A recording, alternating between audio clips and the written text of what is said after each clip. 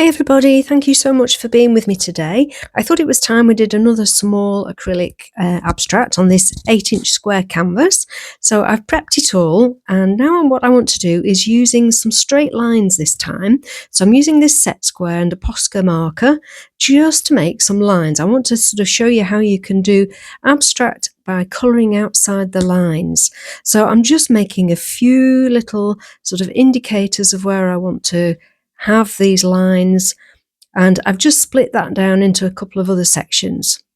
So while that's drying, I'm going to mix some really nice turquoisey colours, and this is using the burnt sienna and cerulean blue hue, and this makes a really beautiful sort of sea turquoisey colour. Obviously, depending on the colours that you mix, the amount of each colour and the mixture, you'll get slightly different tones.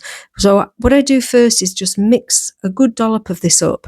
Then I add in some titanium white, because I can get then varying sort of shades within that. And I can also add the white just to the blue or to the burnt sienna. So the first thing I'm going to do is, using my small palette knife, which is the metal one, I'm just going to scrape this across the surface. And this is the sort of cerulean blue and white. And now this is our mixture. I need to think of a name for it, really. Let's get it off that little brush there. Let's not waste anything. So I'm applying that over the top of that cerulean. It's still wet, so it's going to blend. And I'm just going to wet it down so that we can move it about a little bit. We all know how much it's enjoyable to move these paints around. So you can see I put plenty of sprayed water. That was just clean tap water. And I'm moving those paints, just the edges, with that palette knife and just letting it run. Because I've actually applied a couple of coats of gesso, the surface of the canvas is quite smooth. So this is moving quite quickly, as you can see. Okay, so now I'm going to use my lovely silicone spatula just to pull some of that colour. I haven't mixed it too much. I've left the two different shades so you can actually see the two colours on top of each other. I'm just pulling through that. This is going to make some lovely ripples. We'll just lift some of that off because I want to keep some areas not quite as blue. And now I'm going to drop in some white acrylic ink while all this is still wet. We'll just get it flowing. There's some lovely bubbles there. I didn't really want bubbles. I didn't actually squeeze the pipette properly out before I used the ink. Not to worry, they'll go. Okay, so let's just move that lovely white around and just blend it in with that ink. So we're going to get a really pale, soft turquoisey colour.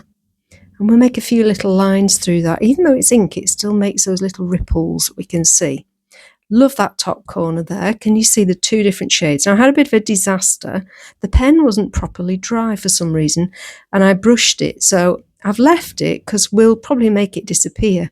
And the first thing I'm going to do is just add a little bit of titanium white. And there we go. It's pretty much already gone.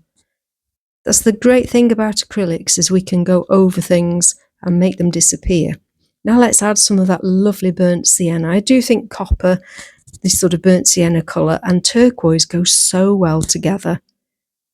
It's a sort of warm and yet cool mixture, the two shades. So just very carefully using that palette knife, I've just smoothed that down. And I'm just adding some clean water using that large flat brush, and I'm just going to put some more of our teal mixture across there. This is the mix with the burnt sienna and the cerulean blue. It's beautiful. And I do like a little bit of grazing, so we've got a bit of texture going on, and I like that. And I'm just softening that mid area with a little bit of white, and let's just use a brush to just soften that a little bit more. I'm going to pull that paint down, actually. We'll follow the line of that diagonal detail that I've put in, and we'll pull that beautiful colour down. It is a gorgeous shade. It's almost like looking through a window. This abstract doesn't have to be completely random. There we go. Nicely dried. Yep, completely dry now. So we're going to put some more layers and start building up a little bit of interest. And what I'm going to do, I'm going to turn it round for doing that bit.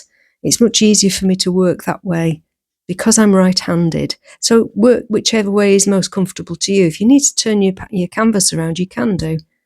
I'm going straight in, having wet that area with the burnt sienna ink.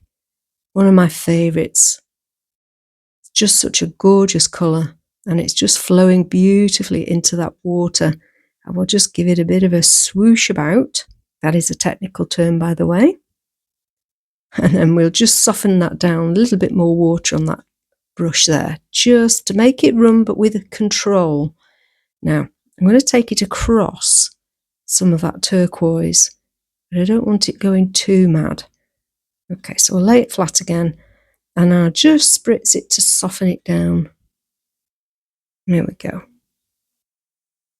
Absolutely gorgeous colours. Over the top of that turquoise, it looks amazing. Okay, so we've got some nice dark lines here, but what I want to do now is add some white. So similar that we added those first lines in black, I'm going to add white because I want to sort of do a few more strategic structural lines, but obviously I want them to show, so I will vary it and do them in white Posca pen this time. This is going to make some nice sort of geometric sense shape. I don't want too many because I don't want to break it up completely. We just want to add a few little details. See how well the white shows up there? I'm really pleased that's so visible. The nice thing about set squares is you've got your lines nice and triangular. So this time, just going in with the white ink again into this smaller triangle just to soften that down and add some contrast. We want a little bit of contrast going on here. This isn't a huge canvas, so we've not got a lot of area to play with. So in that smaller space, we can still make areas of interest. And leaving colour out or just adding white areas makes those colours really pop. We'll just thicken that up a little bit, get it to move around that very controlled area. And we'll just tidy that edge with a little cotton bud. Those are your best friends. They're great for taking out little misadventures. And we'll just tidy that white area as well. A little bit of water on there. I want to balance that other corner, the turquoise, by adding some here as well. So we've got a nice balance going, but I want it very loose, quite wet. Adding in a little bit more of the teal and just sort of rubbing it on. It's like buttering your toast, just spreading it around, getting it moving where you want it.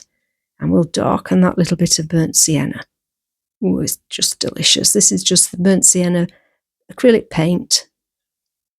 Now we'll pop a little bit, I think, just along this edge. And it just takes that coldness off. It's going to sort of go across the blue.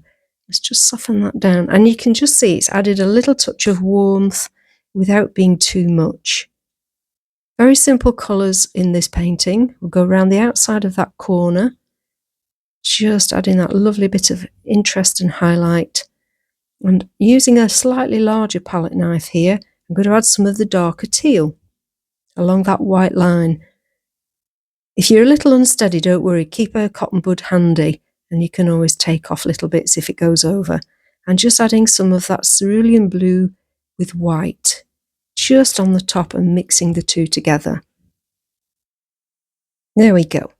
Now, I'm quite pleased with this. It's looking quite interesting, but I do want to add in a few little spatters. So I've just got this white ink on the brush, and as you can see, I'm just tapping away. I have done this in other videos, so do have a look back at some of my further videos. It just adds a little bit of something to break up the area. As you can see, it's not a lot, but it just takes away the bareness. So even if you've got a small canvas, have a go, enjoy what you do, and thank you so much for watching. I'll be back with you soon. Bye for now.